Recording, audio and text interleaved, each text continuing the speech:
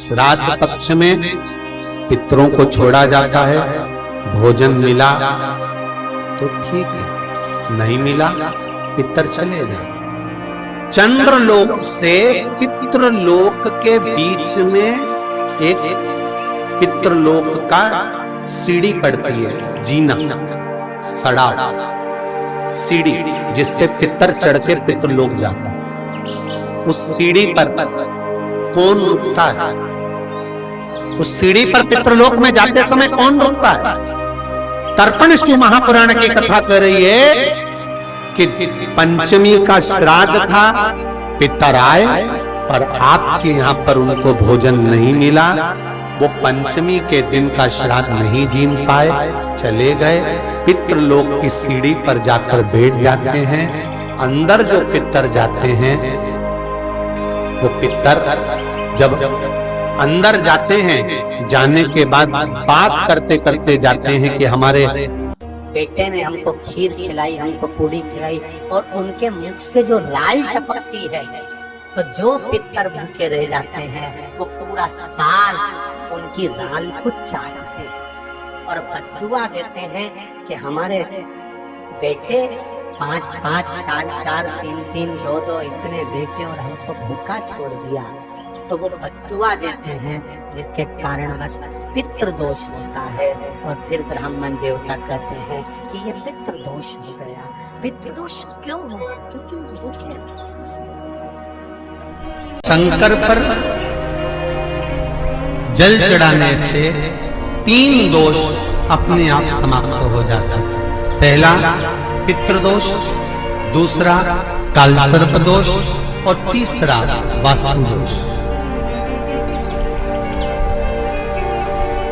ये तीनों दोष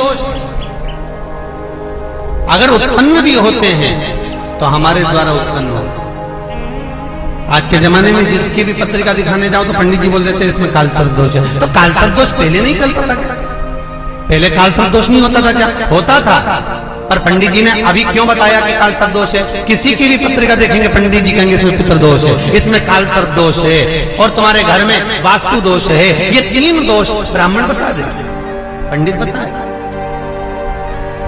कारण पहले के समय में दोष नहीं होता था क्या? नहीं। क्यों नहीं होता था? कि पहले के समय में घर के अंदर से, रसोई घर में से 1 लोटा पानी भरकर रसोई घर से लेकर घर की बहू, बेटी, बेटा, पति, जो भी घर का व्यक्ति है 1 लोटा पानी ले जाकर, कलश ले जाकर घर के रसोई घर में से ले जाकर शंकर के शिवालय में, शंकर के शिवलिंग पर चढ़ाता था। तो शिव महापुराण की कथा कहती है, जब घर के मटके में से, हंडे में से पानी लेकर जाता था, तो हंडा, मटका पितरों का स्थान होता है। जहाँ से पानी भरा, घर में से लेकर गया, तो पूरे घर का वास्तु उस जल के अंदर जाता था, और वो जब शिव को चढ़ाते थे और 2 दोष समाप्त हो जाते थे। एक वास्तु, दूसरा पितृ, ये दोष समाप्त।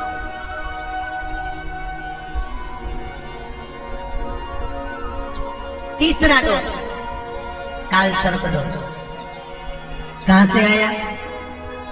तो शिव महापुराण की कथा कहती है, जलंधर की धर्म पत्नी वृंदा को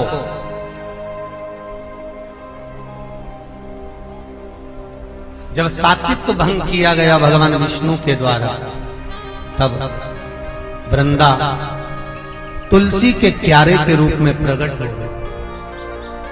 और वृंदा ने शंकर भगवान से कहा, भोलेनाथ, सारे देवताओं का चढ़ा हुआ जल मुझ पे चढ़ सकता है, और मैं भी सारे देवताओं के लिए समर्पित रहूं, सारे देवताओं। पर भोलेनाथ,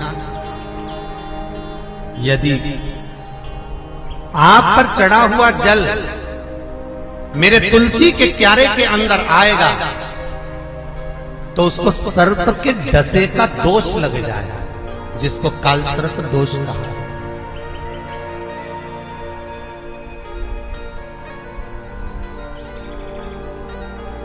शिवाय नमस्तुभ्याम। हर हर महादेव। दर्शकों, पितृपक्ष के 16 श्राद्ध का छठा दिन 22 सितंबर 2024 रविवार के दिन रहेगा। इस दिन पंचमी का श्राद्ध रखा जाएगा। पितृपक्ष में पितरों की शांति और मुक्ति के लिए तर्पण और पिंडदान किया जाता है। पंचमी श्राद्ध को कुंवारा पंचमी के नाम से भी जानते हैं। इस दिन उन मृतकों के लिए श्राद्ध करना चाहिए जिनकी मृत्यु उनके विवाह के पूर्व हो गई है।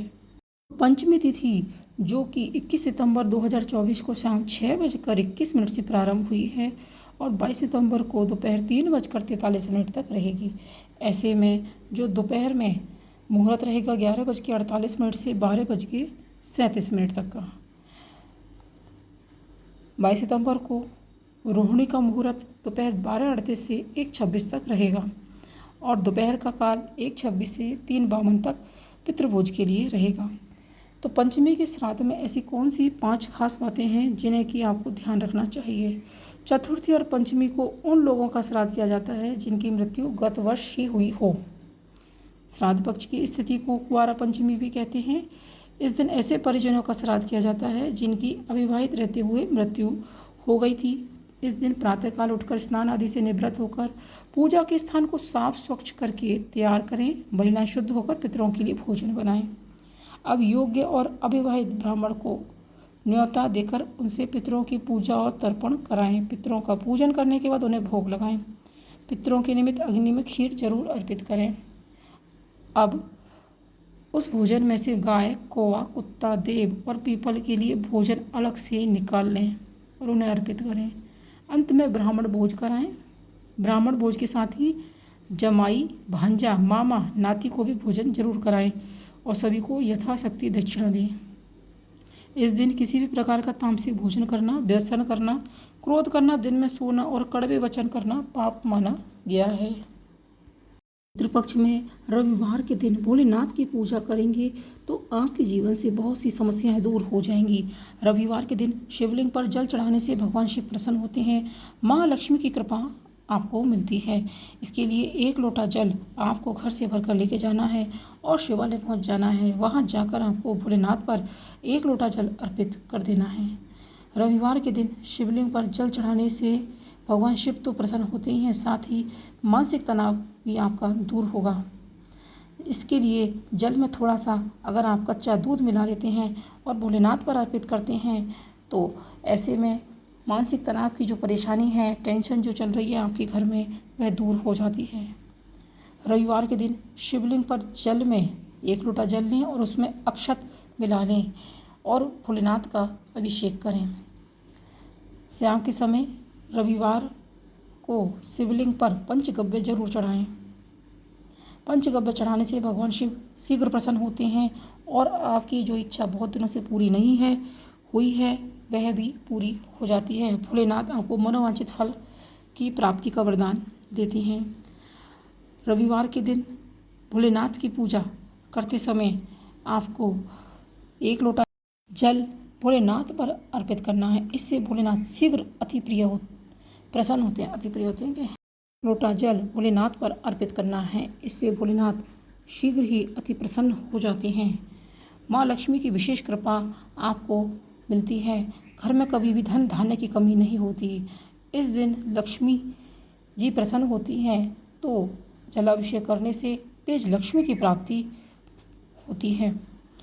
भोलेनाथ पर 1 लोटा जल के साथ ही अगर आप भोलेनाथ पर जल में अक्षत और जौ मिलाकर अर्पित करते हैं तो इससे भोलेनाथ प्रसन्न होते हैं और आप कुंडली में जो सूर्य ग्रह है वह भी मजबूत हो जाता है।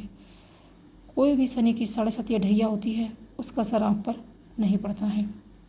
तो रविवार के दिन सुबह उठकर ब्रह्म मुहूर्त में उठें, स्नान करें, साफ कपड़े पहने, गणेश जी का ध्यान करें, तांबे के लोटे में जल, लाल पुष्प, लाल रोली, अक्षत और काला तिल मिलाकर उगते हुए सूर्य को अर्घ्य जरूर दें। अर्घ्य देते समय सूर्य मंत्र और सूर्य गायत्री मंत्र का पाठ करें। इससे आपकी तेज में वृद्धि होगी, मान सम्मान बढ़ेगा। अगर आप चाह रहे हैं कि भोलेनाथ आपकी मदद करें, शिव जी की कृपा आप पर बनी रहे, तो इसके लिए सरल और पवित्र मंत्र ओम नमः शिवाय भगवान शिव का एक शक्तिशाली आह्वान मंत्र है। ऐसा माना जाता है इस मंत्र का नियमित जाप मन, शरीर और आत्मा को शुद्ध कर देता है।